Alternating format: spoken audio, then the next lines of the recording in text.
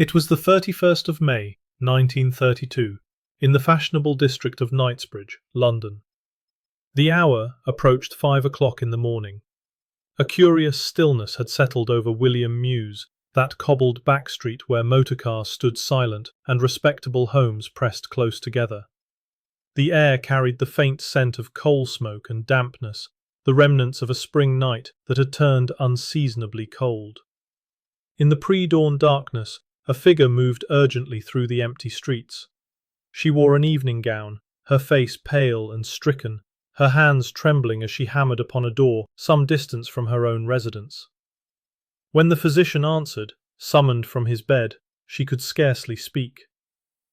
"He wanted to see you," she repeated, again and again. "He wanted to see you, to tell you it was only an accident." Dr. Thomas Durrant followed her back through the silent mews. Number 21 stood with its door ajar, lamplight spilling onto the cobblestones. Inside, upon the stairs, lay the body of a young man.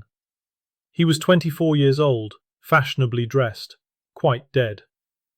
The woman who had summoned the physician was Elvira Barney, daughter of a knight, wife of an American singer, and now the central figure in a tragedy that would captivate a nation struggling through economic despair. The question remained, was it truly an accident? Elvira Enid Mullins entered the world on the 22nd of January, 1904, in the fashionable borough of Chelsea, West London. She was the eldest daughter of Sir John Ashley Mullins, a prosperous stockbroker who served as financial advisor to His Majesty King George V, and Lady Eveline Maud Adamson. The family maintained a residence of considerable grandeur at number 6 Belgrave Square, a 4-story establishment of some 36 rooms, where their neighbours included members of the British aristocracy and, notably, Prince George, 4th child of the King himself. The young Elvira enjoyed every advantage that wealth and position could provide. She was educated as befitted a young woman of her station. She attended society functions, wore fine clothing, wanted for nothing material. Yet from an early age, it was observed that she possessed a temperament somewhat at odds with the reserved deportment expected of her class. She was impulsive, mercurial, given to sudden passions and equally sudden reversals. By the early 1920s, as she approached womanhood, Elvira harboured aspirations quite unlike those of her contemporaries. Whilst other young ladies of good family concerned themselves with securing advantageous marriages, Elvira dreamed of the stage. She wished to become an actress, drawn to the glamour of theatrical life and the new medium of cinema. In 1924, at the age of 20 years, she enrolled at Lady Benson's Drama Academy, studying under the accomplished actress Constance Benson, who had appeared in leading roles both upon the stage and in silent moving pictures. During the theatrical season of 1924 to 1925, Elvira secured a role in the production of The Blue Kitten at the Gaiety Theatre, performing under the professional name Dolores Ashley. The play ran successfully, and for a time it appeared she might establish herself in her chosen profession. During this same period, she became engaged to Charles Patrick Graves, a journalist some 6 years her senior. The engagement, however, did not proceed to matrimony. Mr. Graves withdrew his proposal, an action that caused Elvira considerable distress and public humiliation.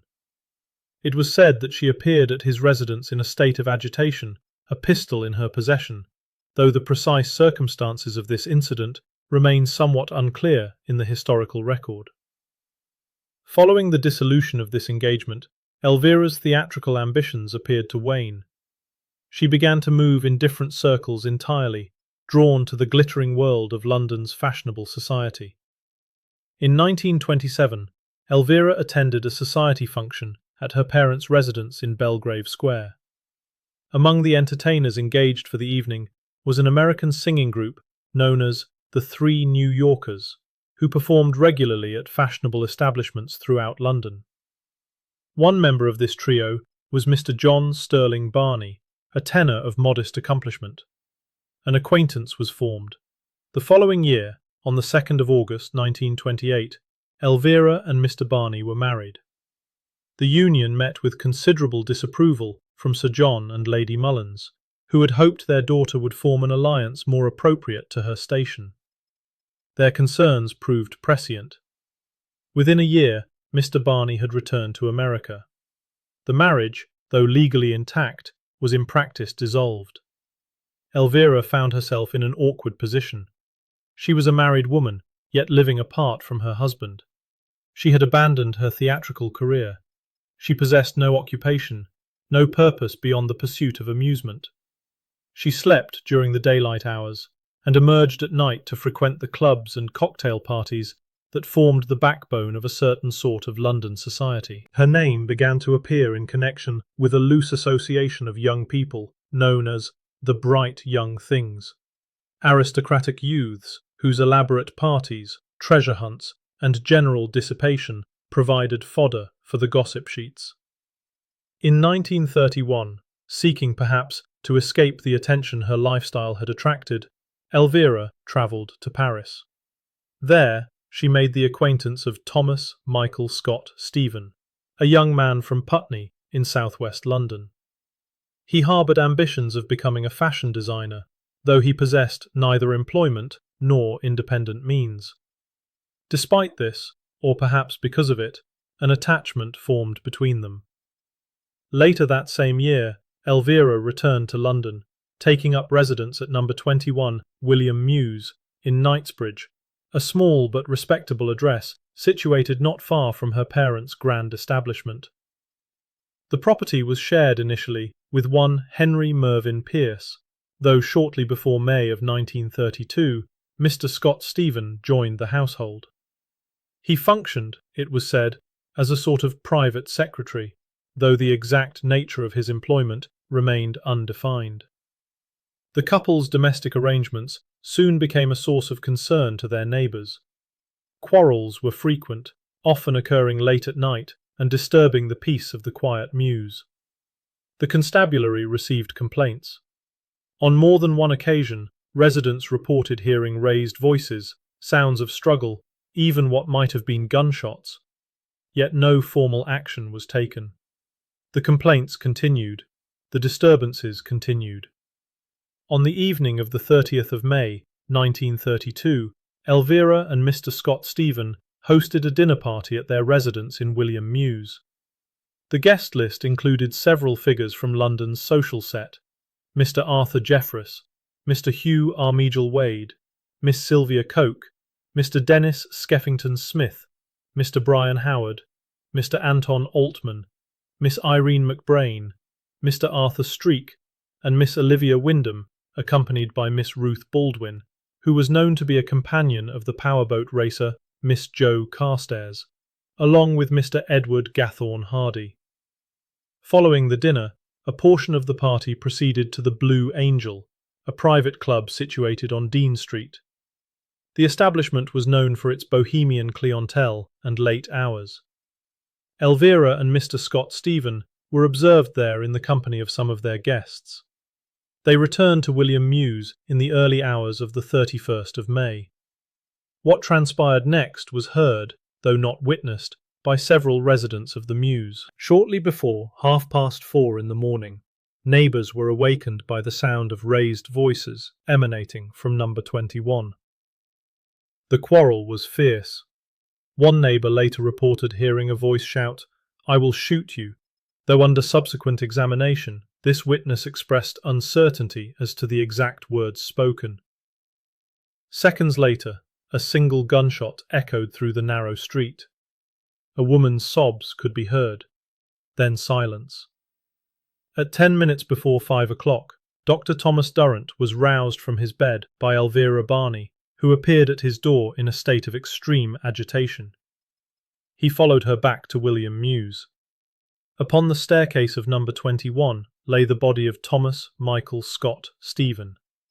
He had sustained a gunshot wound to the chest. Dr. Durrant examined him briefly and determined that life was extinct. The constabulary were summoned. Inspector Campion arrived promptly and commenced an examination of the scene. a revolver was discovered upon the floor.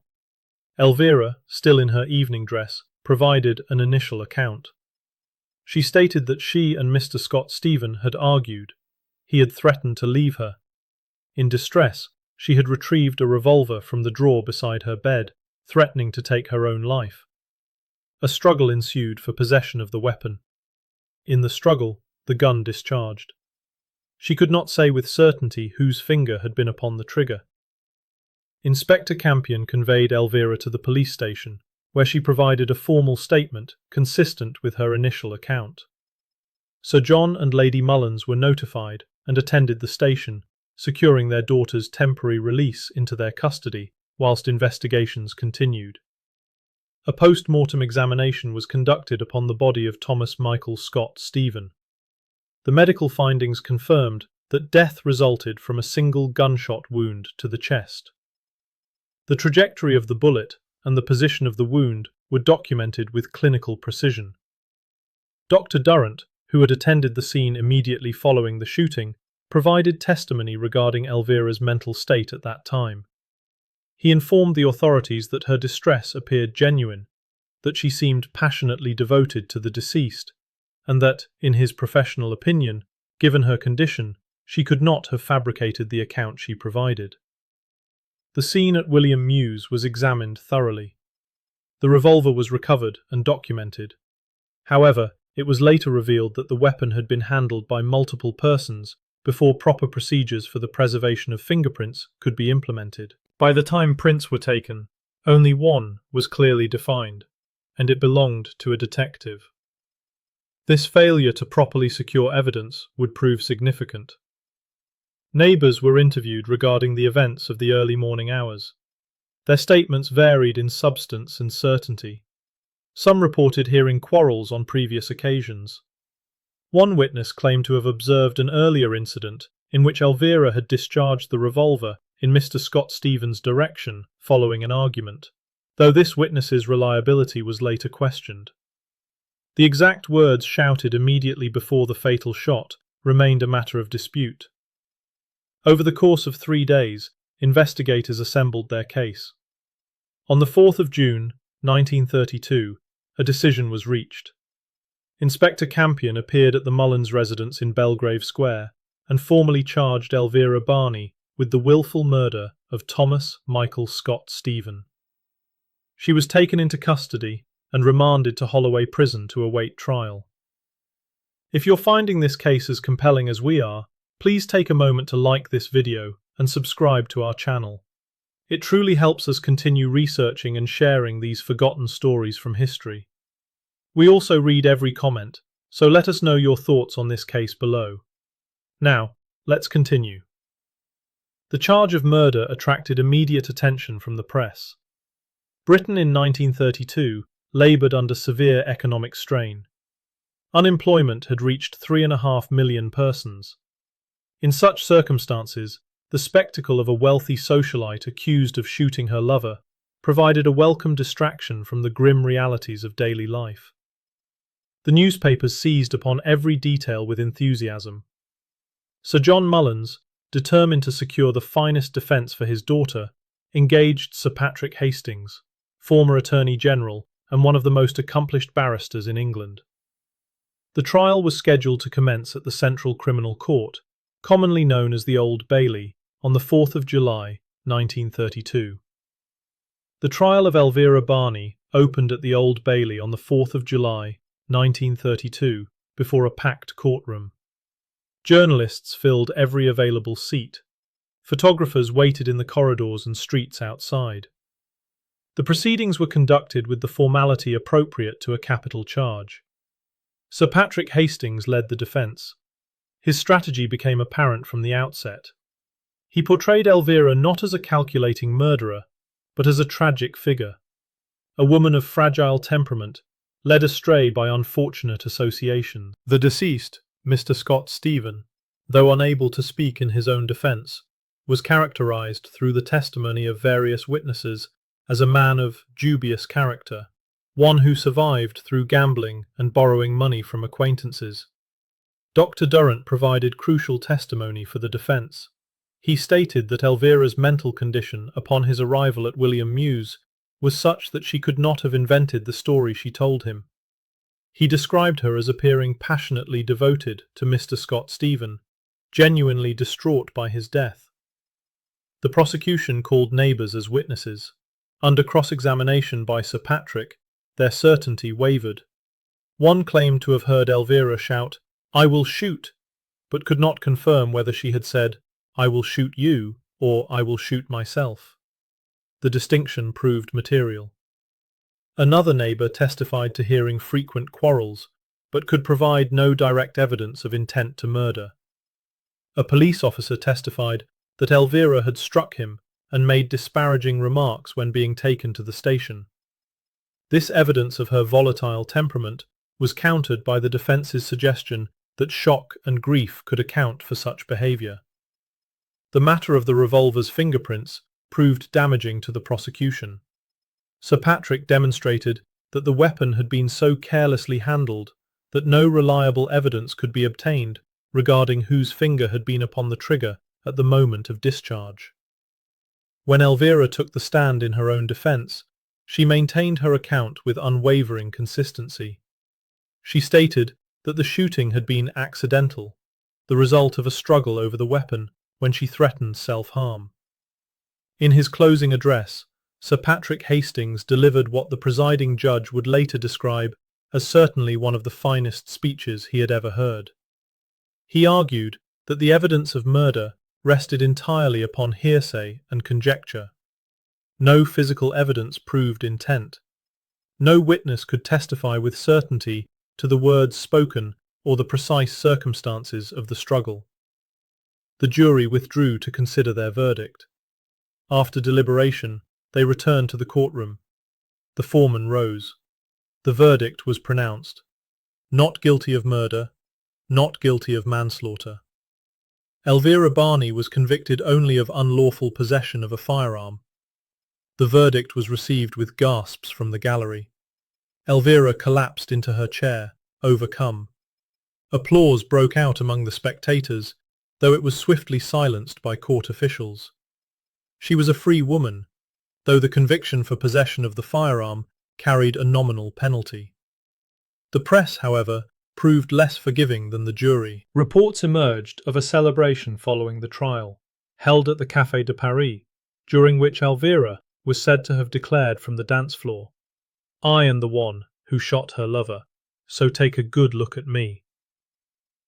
Whether this account was accurate or embellished, it damaged her reputation irreparably. Even those inclined to believe in her innocence found her swift return to frivolity distasteful in the wake of a man's death.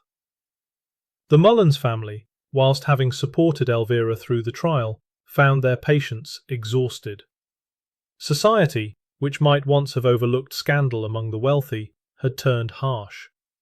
The economic depression had created a climate in which the excesses of the privileged few were viewed with contempt rather than fascination. The era of the bright young things, with their elaborate parties and public displays of decadence, was drawing to a close. Elvira had become a symbol not of glamour, but of waste. Her divorce from John Sterling Barney was finalized in 1933. She relocated to France, settling in Paris, where the social climate proved somewhat more forgiving. For a time, she attempted to rebuild her life. In 1936, she became engaged to a Monsieur Caddy, though the marriage never took place. On Christmas Day, 1936, Elvira Barney was found dead in her hotel room in Paris. She was 32 years old. The official cause was attributed to the effects of alcohol and cocaine, following a long night of excess. Whether her death was accidental or intentional was never established with certainty. She was laid to rest quietly, far from the glittering ballrooms and scandalous headlines that had defined her adult life. Her family, who had endured so much public scrutiny on her account, mourned in private. The newspapers that had once covered her every movement devoted only brief notices to her passing. Thomas Michael Scott Stephen, the young man who died upon the stairs of William Mews, remained largely forgotten in the historical record. His family had severed ties with him before his death. No memorial marked his resting place. He was remembered, if at all, as a footnote to Elvira's story, a supporting character in someone else's tragedy. The house at 21 William Mews stands to this day, indistinguishable from its neighbours, a quiet address in a fashionable district. The cobblestones have been walked over by thousands since that May night in 1932.